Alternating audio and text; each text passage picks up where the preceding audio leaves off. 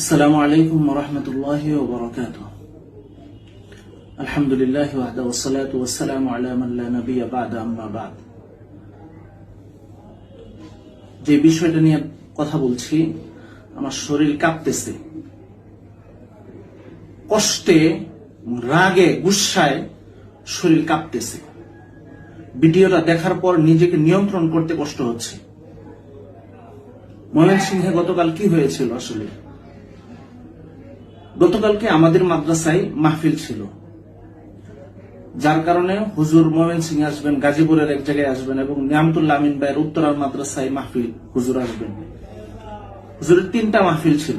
কোন একটা মাহফিলে আমার অংশগ্রহণ করার ইচ্ছা থাকা সত্ত্বেও আমি অংশগ্রহণ করিনি, যেহেতু আমার মাদ্রাসায়, আমি যে মাদ্রাসায় পড়াই, এই মাদ্রাসায় মাহফিল। এই জন্য আমি হুজুরের কোনো প্রোগ্রামে অংশগ্রহণ করার ইচ্ছা করি নাই। কিন্তু আমার মাদ্রাসার মাহফিলের ঠিক 10টা বাজে তখন আমার কাছে আমি একটা তথ্য পাই, হুজুরের সাথে শারীরিক ভাবে অন্যায় আচরণ করা হয়েছে।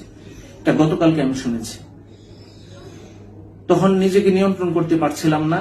আমার দায়িত্ব মাদ্রাসায়, আমাদের মাদ্রাসায় যতটুকু দায়িত্ব ছিল সেটা পালন করে আমি চলে যাই নিয়ামতুল্লাহ আমিন ভাইয়ের মাদ্রাসায়।